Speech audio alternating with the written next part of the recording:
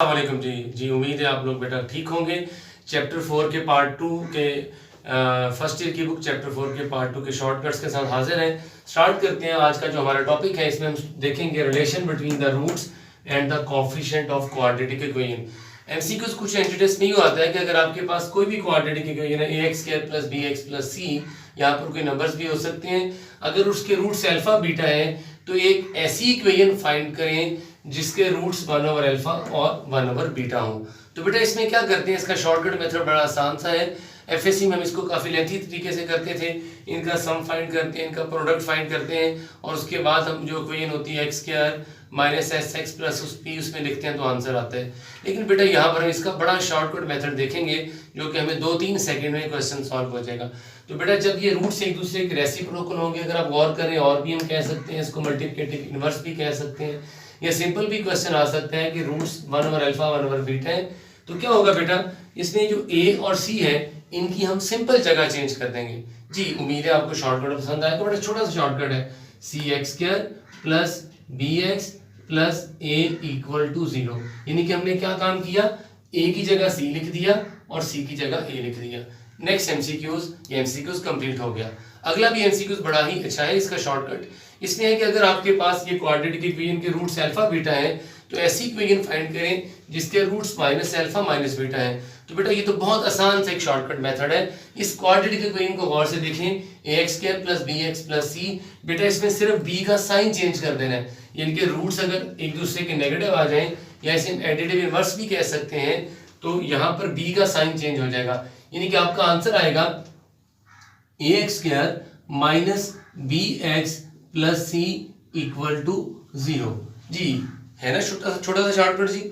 Next हम आते हैं नेक्स्ट एमसीक्यूज की तरफ। इसी तरह सेम अगर नेक्स्ट एमसीक्यूज आता है कि अगर एक क्वाड्रेटिक इक्वेशन है, रूट्स के अल्फा बीटा है, तो ऐसी इक्वेशन फाइंड करें जिसके रूट्स -अल्फा - बीटा है। जी जरा गौर से देखिए तो ये दोनों बातें इसमें कंबाइन हो गई हैं। माइनस में आपने क्या किया था, b का साइन चेंज कर दिया था, और रेसिप्रोकल की फॉर्म में क्या किया था, a और c की जगह चेंज की थी। तो यहाँ पर हम दोनों काम बेटा इकट्ठे कर देंगे। मतलब हम क्या करेंगे, एक तो a और c की जगह चेंज करेंगे, cx², और यहाँ पर आ जाएगा आपके पास a। तो b वाले का साइन चेंज हुआ था तो प्लस की जगह आ जाएगा -bx। यानी कि हमने क्या काम किया, नेगेटिव और रेसिप्रोकल होने की फॉर्म में हमने क्या काम करना है, a और c की जगह चेंज करनी है और b का a और c की जगह चेंज करनी है और b का साइन चेंज कर देना है। जी बेटा उम्मीद है आपको ये शॉर्टकट बड़ा अच्छा लगेगा। नेक्स्ट एमसीक्यूज की तरफ आते हैं। नेक्स्ट एमसीक्यूज भी एक बड़ा अच्छा सा शॉर्टकट है।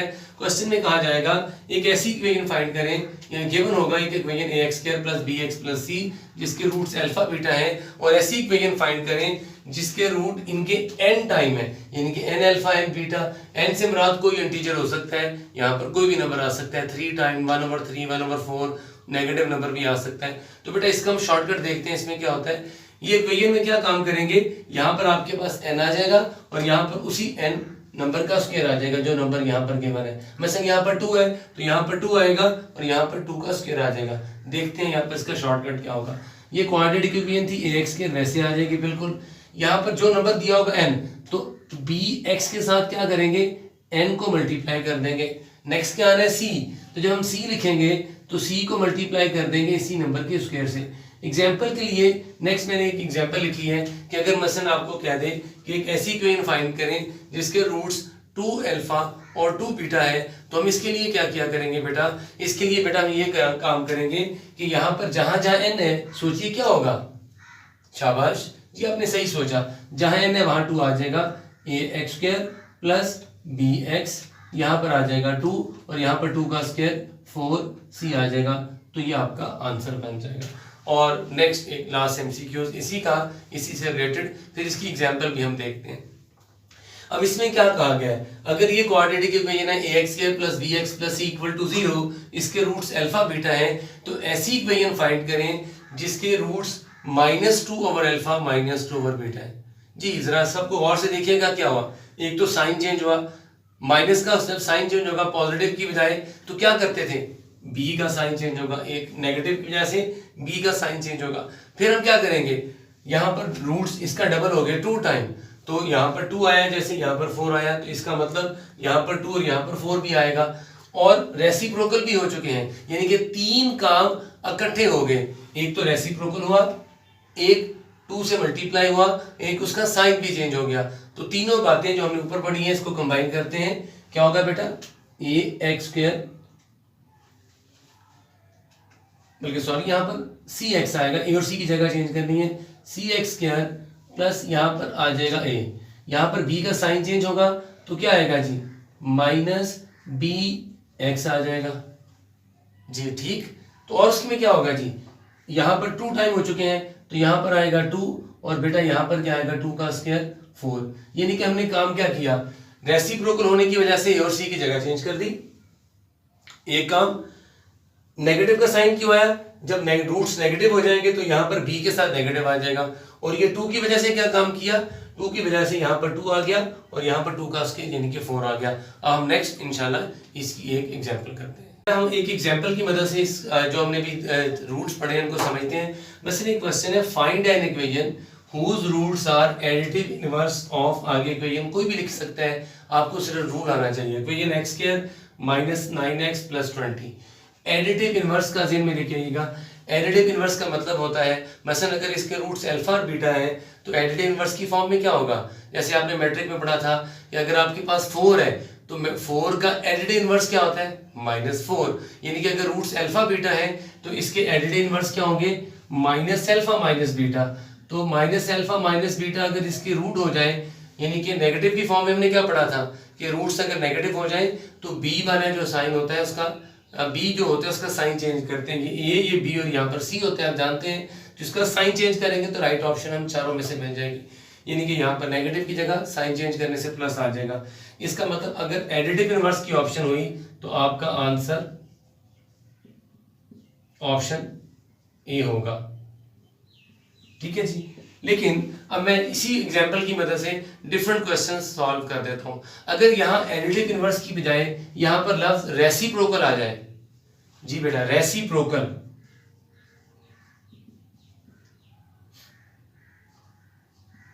रेसिप्रोकल का मतलब क्या है, अगर इसके रूट्स अल्फा बीटा है तो रेसिप्रोकल क्या होगा, 1 ओवर अल्फा 1 ओवर बीटा। तो बेटा आपने क्या सोचा था, देखिए चारों में से कौन सी एग्जांपल होगी, सोचिए जी, आपने सही सोचा। हम ए और सी की जगह चेंज कर देंगे, यानी कि सी यहां पर आ जाएगा और ए यहां पर आ जाएगा। तो देखिए चारों में से कौन सी ऑप्शन है जिसमें ए और सी की जगह चेंज की है, जी आपने सही सोचा, तो इसका आंसर बी होता जी। नेक्स्ट एक और एमसीक्यूज पे इसी को एक और एग्जांपल से कोड करते हैं। अगर यहां पर लफ्ज एडिटिव इनवर्स की बजाय आ जाता कि इसके रूट डबल है, 2 टाइम है,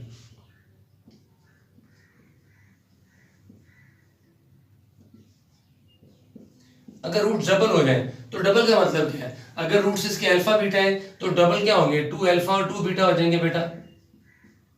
तो फिर 2 टाइम में क्या होगा बेटा, हमने क्या पढ़ा था इस इक्वेशन में, यहां पर जो भी नंबर आएगा 2 आ जाएगा बस, क्योंकि 2 टाइम का है, और यहां पर उसका स्क्वायर आएगा। जरा देखते हैं क्या होगा, एक्स स्क्वायर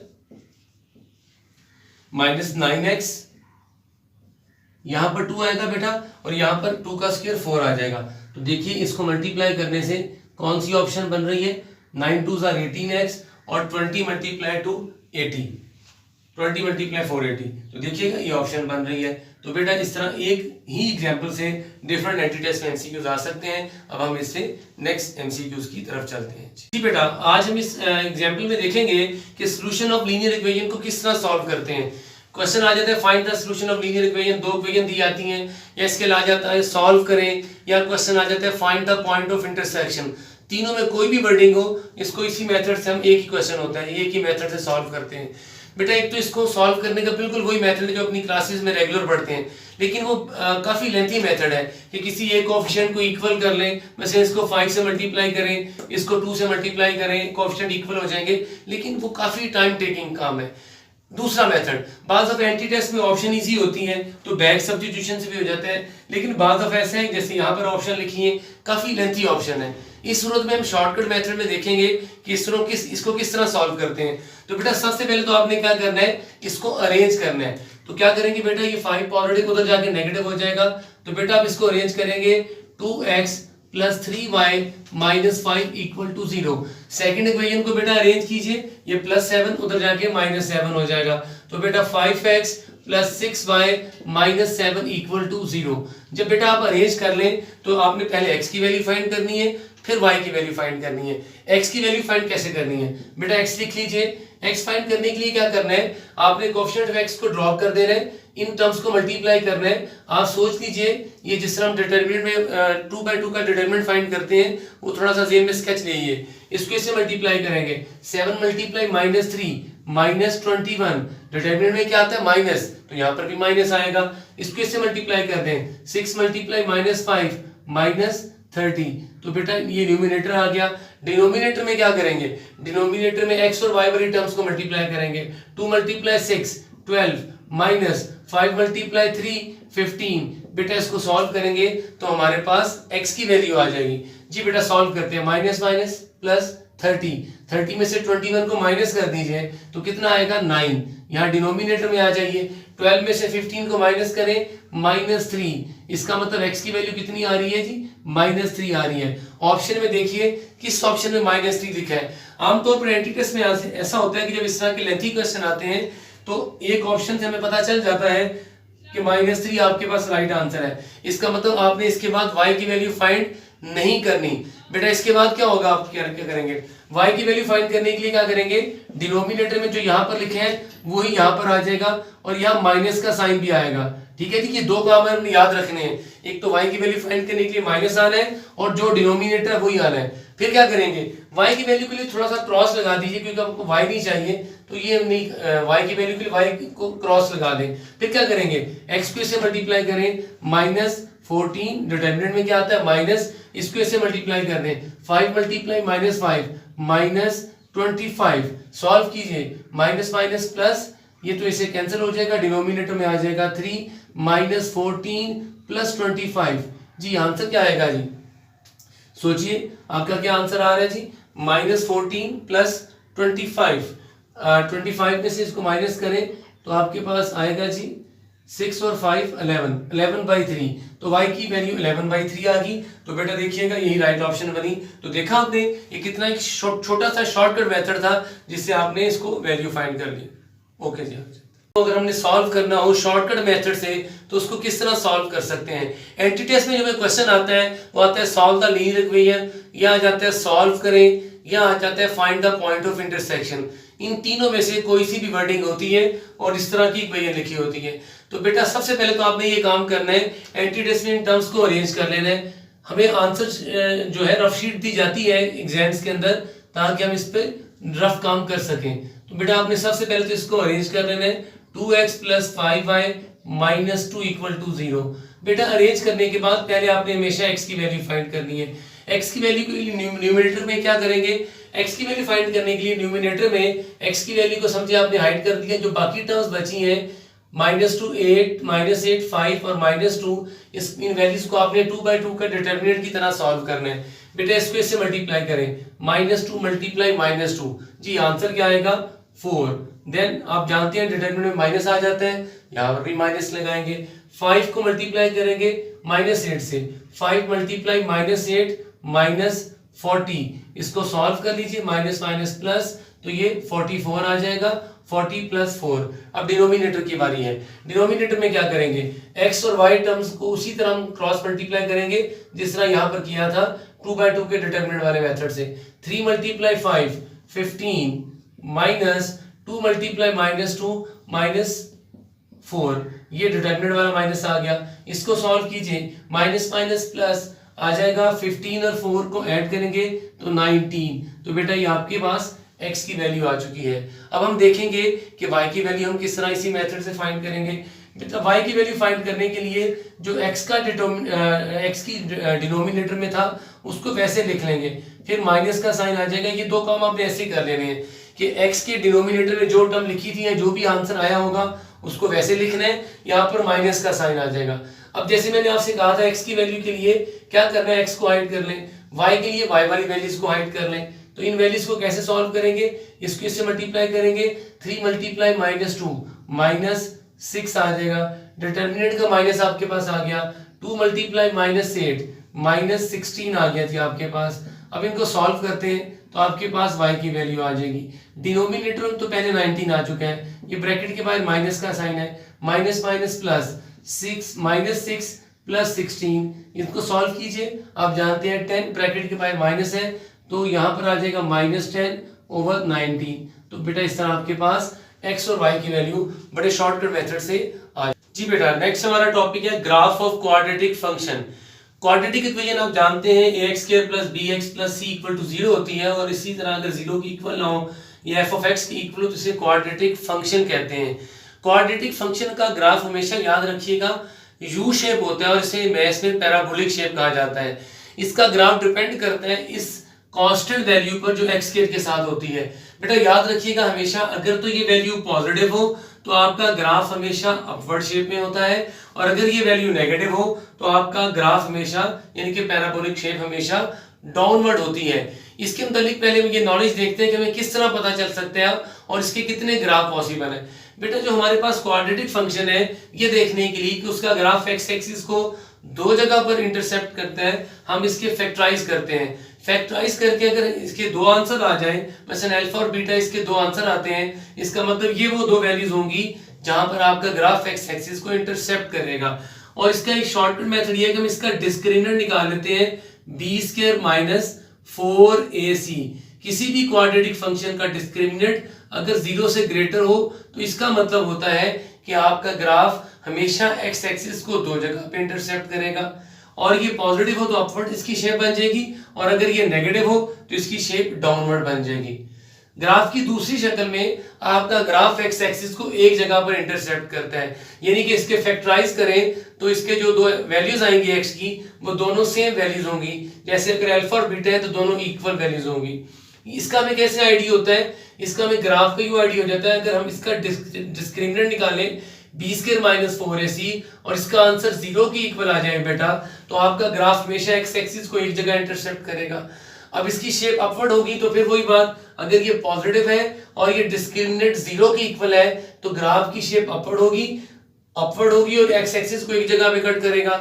लेकिन अगर ये नेगेटिव हुई वैल्यू तो इसका मतलब ये एक जगह तो कट करेगा लेकिन इसकी शेप डाउनवर्ड होगी। ग्राफ की तीसरी शक्ल ऐसी ग्राफ शक्ल होती है जिसमें ग्राफ x एक्सिस को इंटरसेप्ट नहीं करता।